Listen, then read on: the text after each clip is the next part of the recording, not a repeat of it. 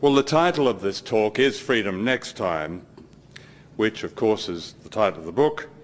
And the book is meant as an antidote to the propaganda that's so often disguised as journalism. And so I thought I would talk today about journalism, about war by journalism, propaganda and silence, and how that silence might be broken. Edward Bernays, the so-called father of public relations, wrote about an invisible government which is the true ruling power of our country. He was referring to journalism, the media. That was almost 80 years ago, not long after corporate journalism was invented. It's a history few journalists talk about or know about, and it began with the arrival of corporate advertising. As the new corporations began taking over the press, something called professional journalism was invented. To attract big advertisers, the new corporate press had to appear respectable, pillars of the establishment, objective, impartial, balanced. The first schools of journalism were set up, and a mythology of liberal neutrality was spun around the professional journalist.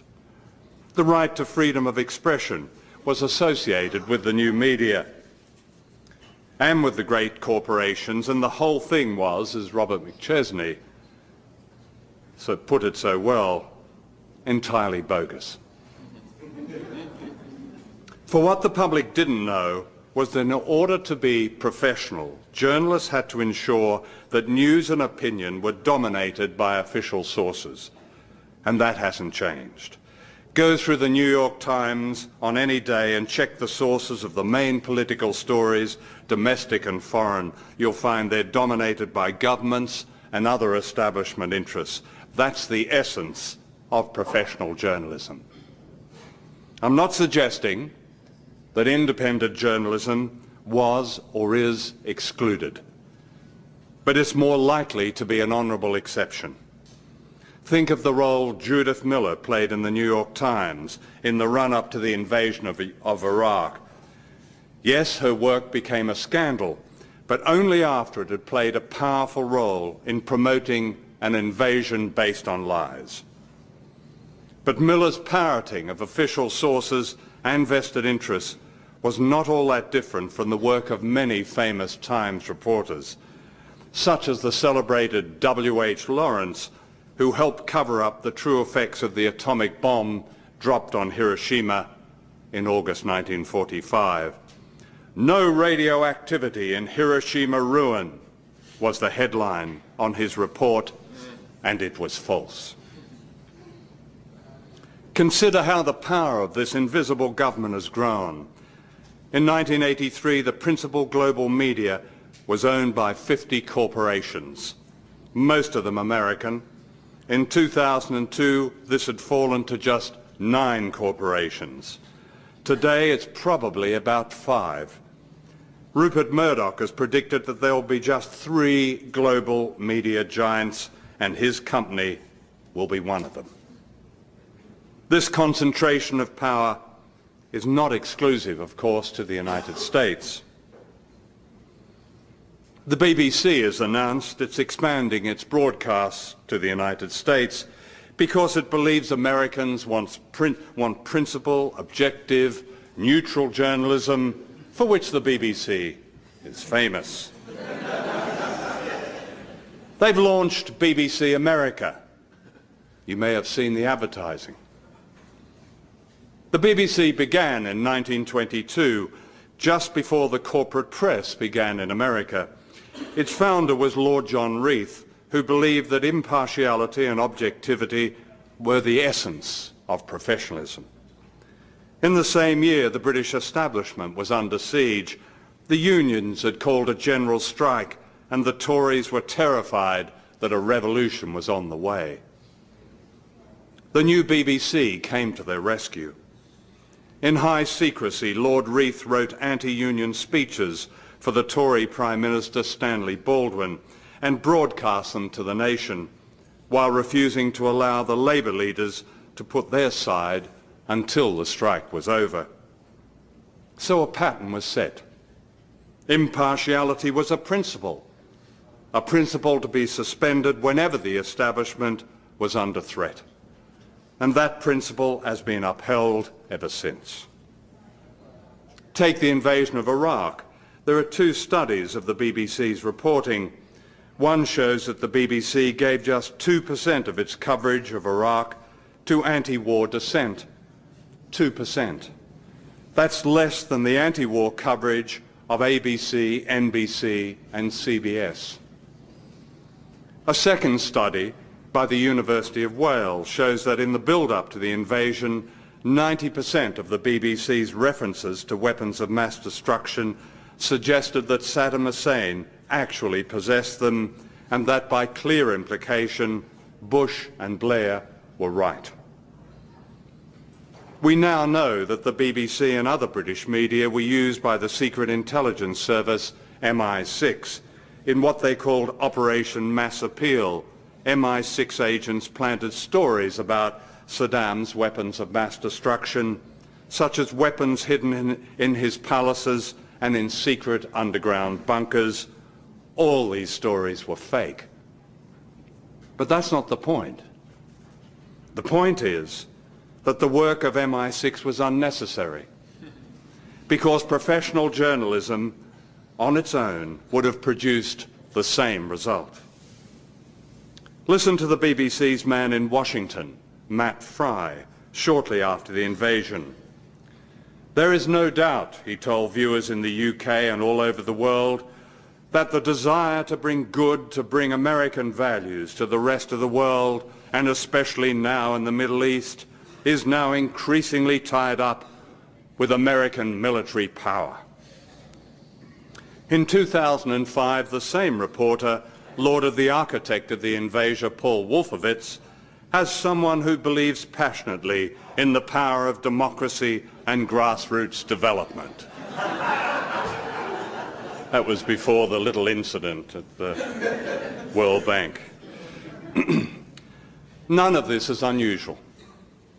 BBC News routinely describes the invasion as a miscalculation, not illegal, not unprovoked, not based on lies, but a miscalculation. The words mistake and blunder are common BBC News currency, along with failure, which at least suggests that if the deliberate, calculated, unprovoked, illegal assault on defenceless Iraq had succeeded, that would have been just fine. Whenever I hear these words, I think of Edward Herman's marvellous essay about normalising the unthinkable. For that's what media cliched language does and is designed to do. It normalises the unthinkable of the degradation of war, of severed limbs, of maimed children, all of which I've seen. One of my favourite stories about the Cold War concerns a group of Russian journalists who were touring the United States. On the final day of their visit, they were asked by their hosts for their impressions. "I have to tell you," said the spokesman, "that we were astonished to find, after reading all the newspapers and watching TV day after day, that all the opinions on all the vital issues are the same. To get that result in our country, we send journalists to the Gulag. We even tear out their fingernails. Here you don't have to do any of that. What's the secret?" Oh. What is the secret? It's a question seldom asked in newsrooms, in media colleges, in journalism journals. And yet the answer to that question is critical to the lives of millions of people.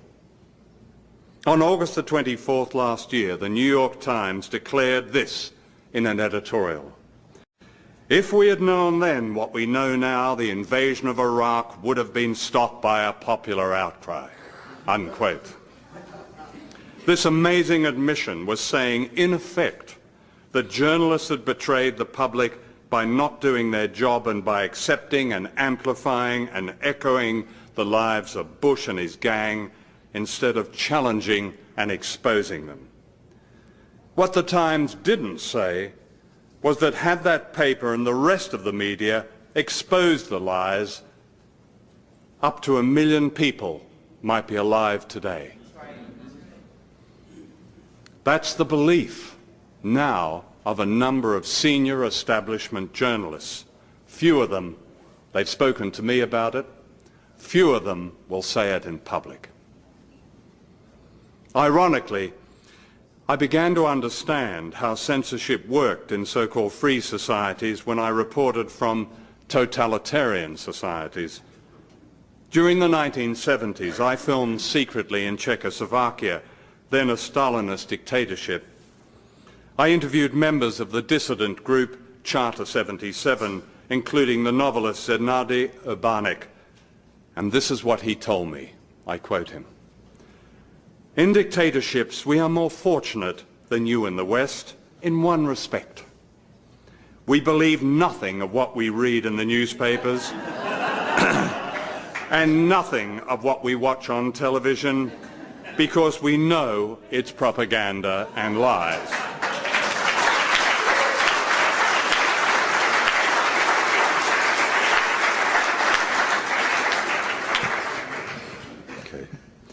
Unlike you in the West, we've learned to look behind the propaganda and to read between the lines.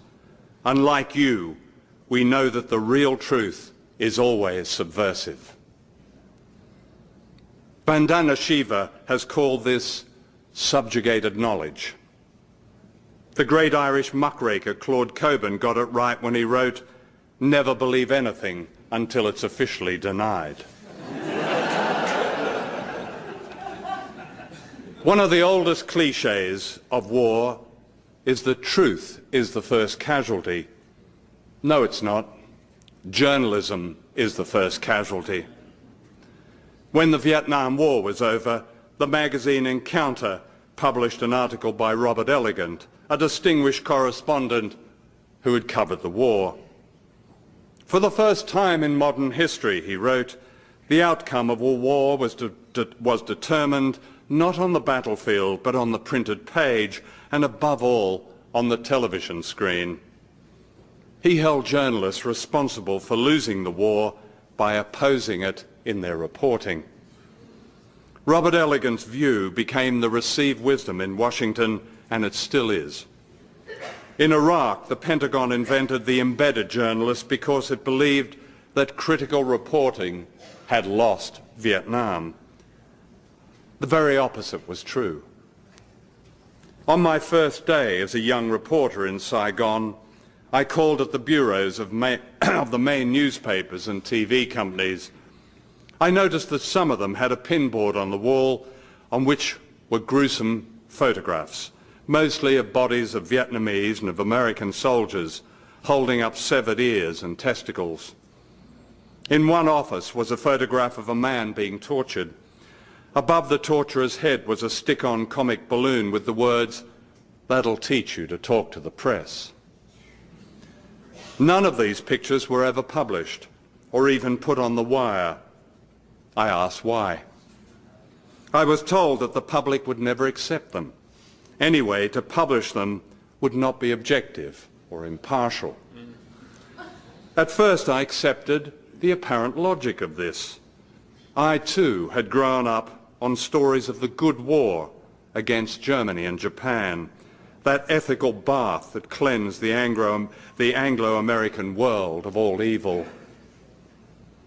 But the longer I stayed in Vietnam, the more I realized that our atrocities were not isolated, nor were they aberrations, that the war itself was an atrocity.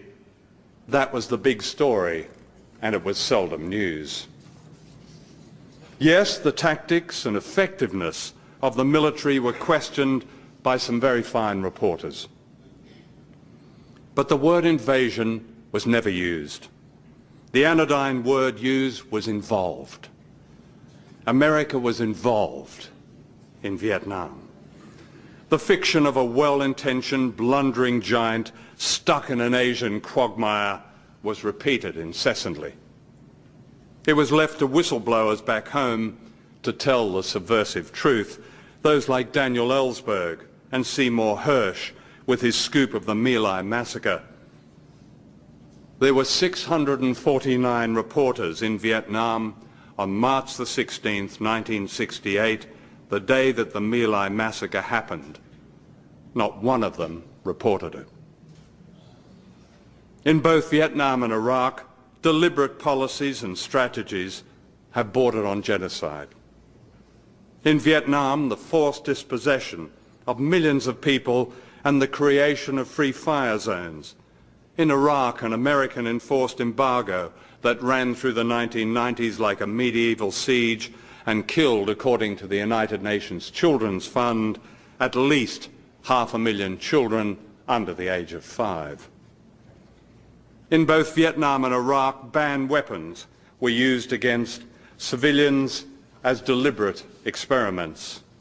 Agent Orange changed the genetic and environmental order in Vietnam.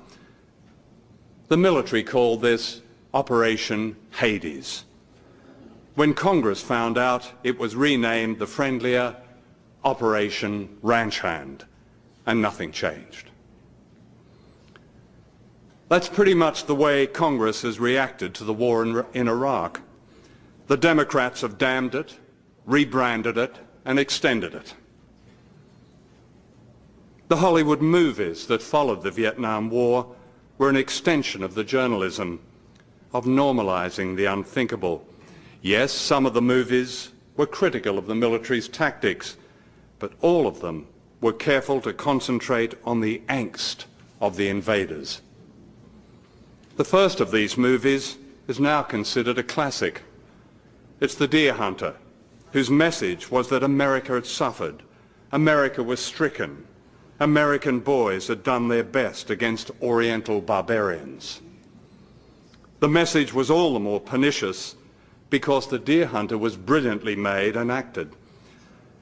I have to admit it's the only movie that has made me shout out loud in a cinema in protest.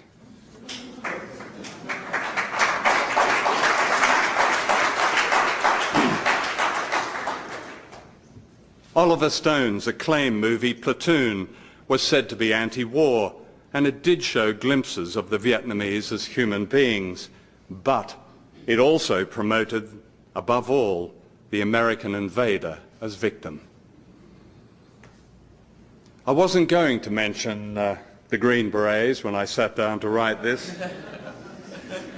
until I read the other day that John Wayne was the most influential movie star who ever lived. I saw the Green Berets starring John Wayne on a Saturday night in 1968 in Montgomery, Alabama. I was down there to interview the then infamous Governor, George Wallace. And I'd just come back from Vietnam, and I couldn't believe how absurd this movie was. So I laughed out loud. I laughed and laughed. And it wasn't long before the atmosphere around me grew very cold.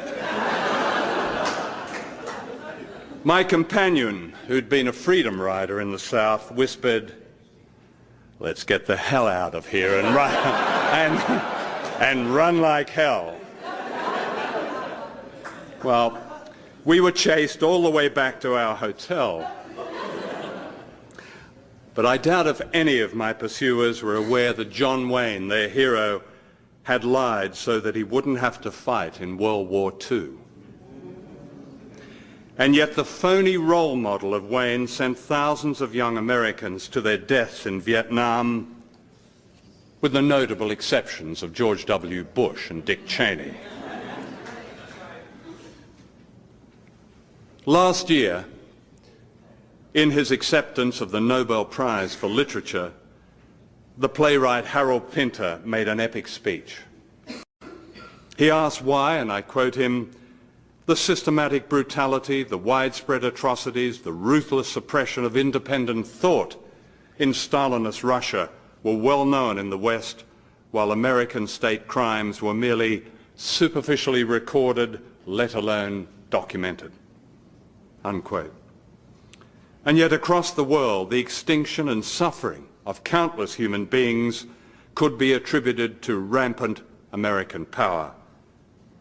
"But," said Pinter, "you wouldn't know it. It never happened. Nothing ever happened. Even while it was happening, it wasn't happening. It didn't matter. It was of no interest." Unquote. Pinter's words were more than the surreal. The BBC ignored the speech of Britain's greatest dramatist. I've made a number of documentaries about Cambodia. The first was Year Zero, The Silent Death of Cambodia.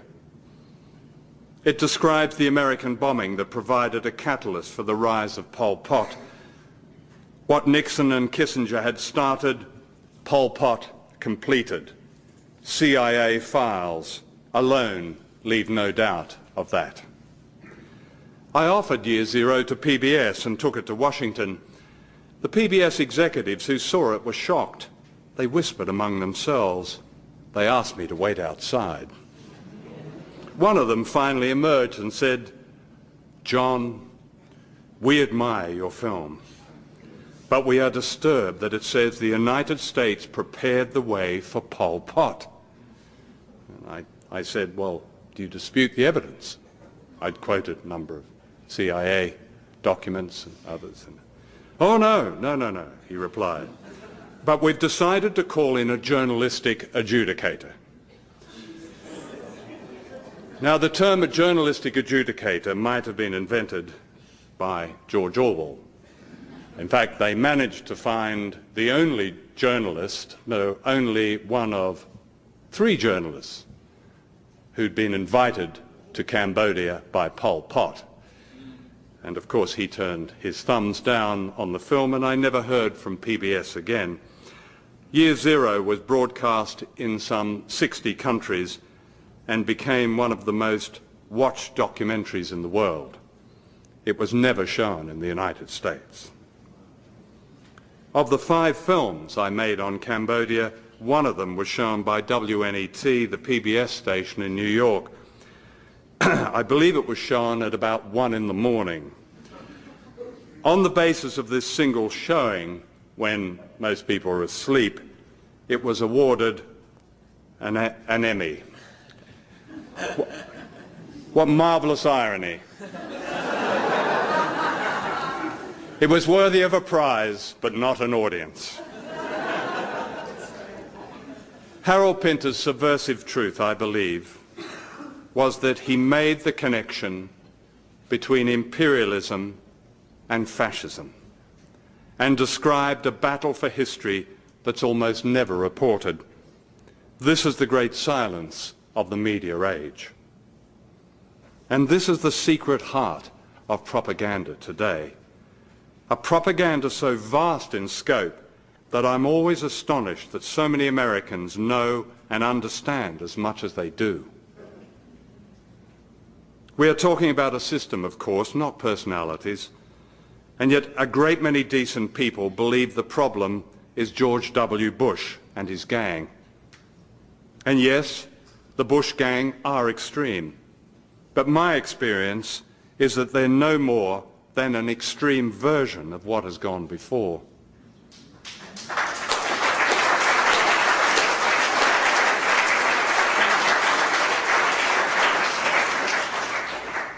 In my lifetime, more wars have been started by Liberal Democrats than by Republicans.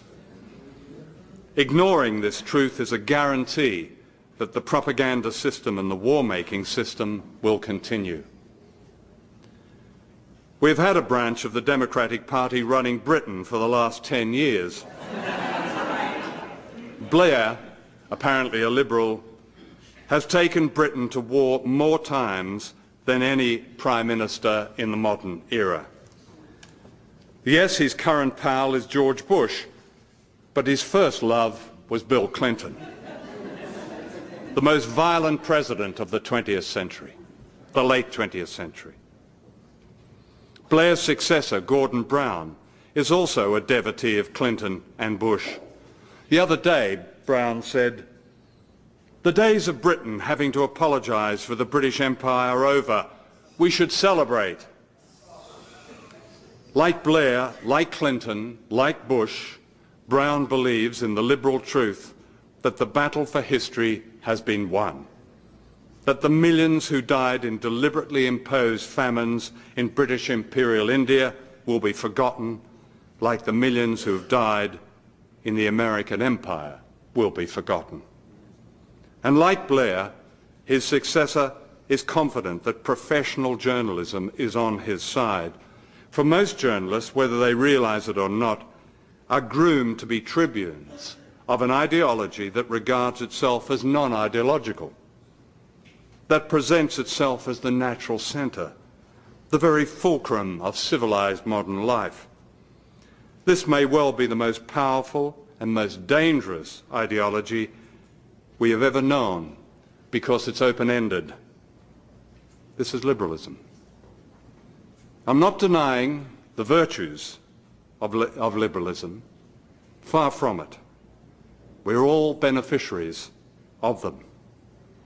But if we deny its dangers, its open-ended project, and the all-consuming power of its propaganda, then we deny our right to the true democracy, because liberalism and true democracy are not the same. Liberalism began as a cult of the elite in the 19th century, and true democracy is never handed down by elites. It is always fought for and struggled for.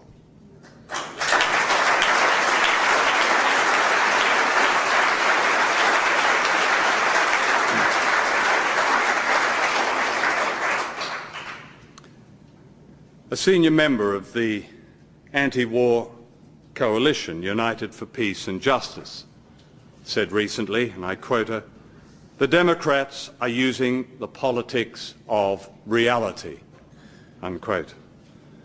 Her liberal historical reference point was Vietnam. She said that President Johnson began withdrawing troops from Vietnam after a Democratic Congress began to vote against the war.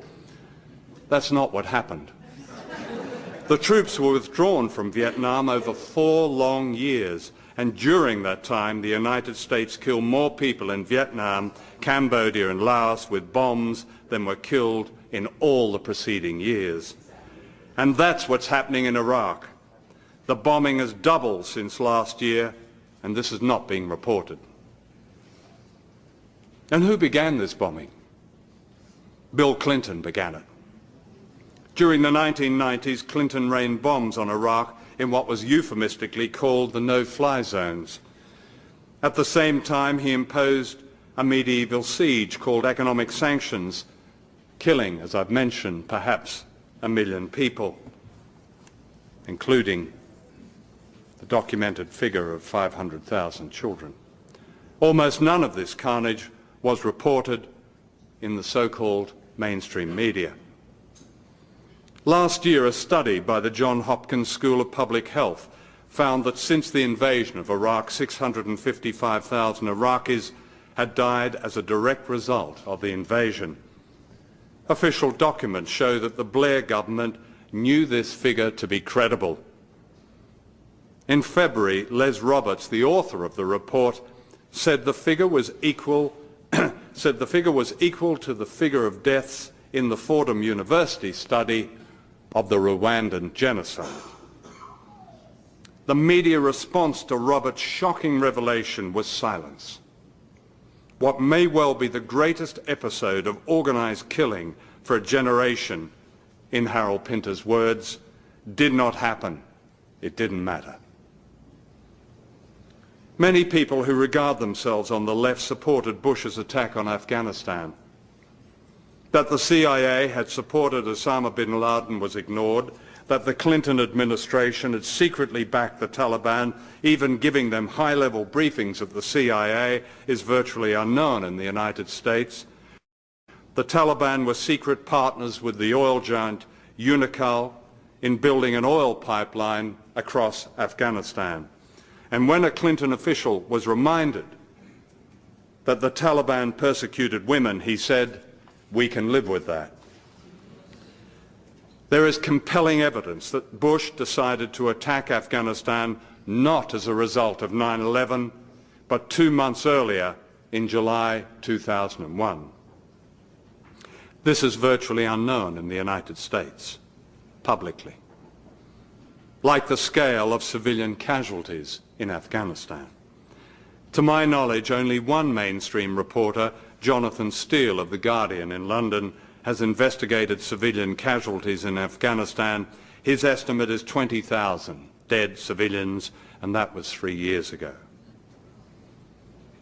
The enduring tragedy of Palestine is due in great part to the silence and compliance of the so-called liberal left. Hamas is described repeatedly as sworn to the destruction of Israel. The New York Times, Associated Press, the Boston Globe, take your pick. They'll all use this line as a standard disclaimer, and it's false. That Hamas has called for a 10-year ceasefire is almost never reported.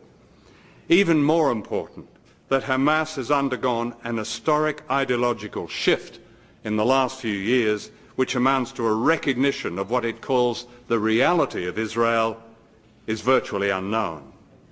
And that Israel is sworn to the destruction of Palestine is unspeakable. There is a pioneering study done by Glasgow University on the reporting of Palestine. They interviewed young people who watch TV news in Britain. More than 90% thought the illegal settlers were Palestinian. The more they watched, the less they knew, in Danny Schechter's famous phrase. The current, most dangerous silence is over nuclear weapons and the return of the Cold War. The Russians understand clearly that the so-called American defense shield in Eastern Europe is designed to subjugate and humiliate them.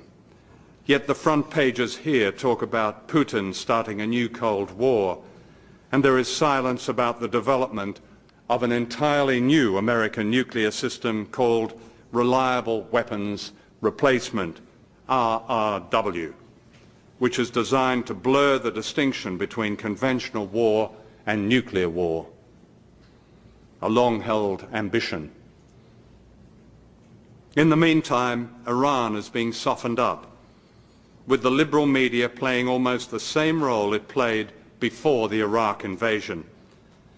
And as for the Democrats, look at how Barack Obama has become the voice of the Council on Foreign Relations, one of the propaganda organs of the old liberal Washington establishment. Obama writes that he wants the troops home, and I quote, "We must not rule out military force against long-standing adversaries such as Iran and Syria," unquote. Listen to this from the liberal Obama, and I quote, "At moment of great peril in the past century, our leaders ensured that America, by deed and by example, led and lifted the world, that we stood for and fought for the freedom sought by billions of people beyond our borders," unquote. You know, that's the nub of the propaganda, the brainwashing, if you like, that seeps into the lives of every American, and many of us who are not Americans. From right to left, secular to God-fearing. What so few people know is that in the last half-century, United States administrations have overthrown 50 governments, many of them democracies. In the process, 30 countries have been attacked and bombed, with the loss of countless lives.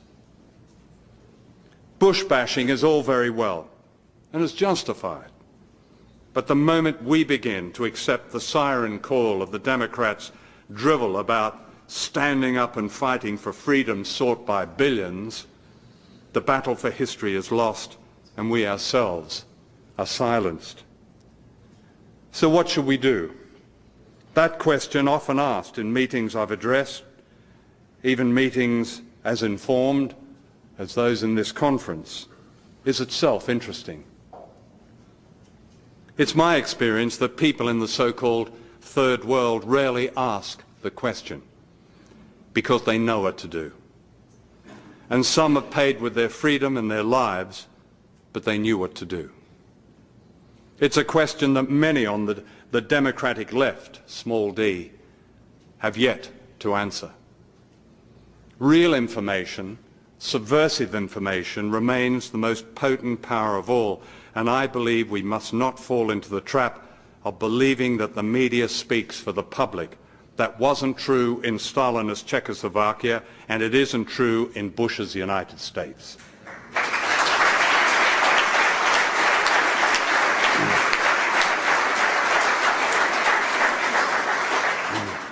In all the years I've been a journalist, I've never known public consciousness to have risen as fast as it's rising today. Yes, its direction and shape is unclear, partly because people are now deeply suspicious of political alternatives and because the Democratic Party has succeeded in seducing and dividing the electoral left. And yet this growing critical public awareness is all the more remarkable when you consider the sheer scale of indoctrination, the mythology of a superior way of life, and the current manufactured state of fear.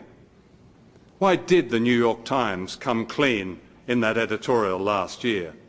Not because it opposes Bush's wars. Look at the coverage of Iran. That editorial was a rare acknowledgement that the public were beginning to see the concealed role of the media, that people were beginning to read between the lines. If Iran is attacked, the reaction and the upheaval cannot be predicted. The National Security and Homeland Security Presidential Directive gives Bush power over all facets of government in an emergency. It's not unlikely the Constitution will be suspended, the laws to round up hundreds of thousands of so-called terrorists and enemy combatants are already on the books. That's not paranoia to be understanding of that. I believe that these dangers are understood by the public, who have come a long way since 9/11 and a long way since the propaganda that linked Saddam Hussein to Al-Qaeda. That's why they voted for the Democrats last November, only to be betrayed. But they need truth. And journalists ought to be agents of truth, not the courtiers of power. I believe a fifth estate is possible, the product of a people's movement that monitors, deconstructs and counters the media, the corporate media. In every university, in every media college, in every newsroom, teachers of journalism and journalists themselves need to ask themselves about the part they now play in the bloodshed in the name of a bogus objectivity. Such a movement within the media could herald a perestroika of a kind we've never known. This is all possible. Silences can be broken. In Britain, the National Union of Journalists has undergone a radical change and has called for a boycott of Israel. The website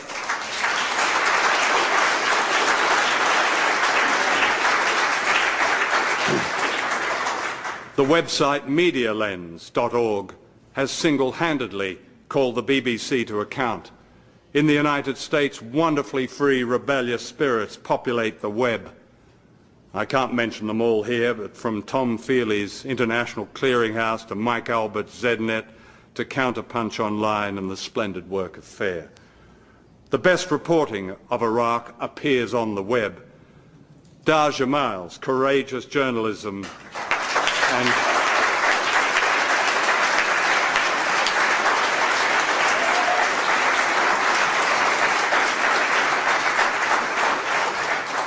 and citizen reporters like Joe Wilding, who reported the siege of Fallujah from inside the city. In Venezuela, Greg Wilpert's investigations turned back much of the virulent propaganda now aimed at Hugo Chavez. Make no mistake, it's the threat of freedom of speech for the majority in Venezuela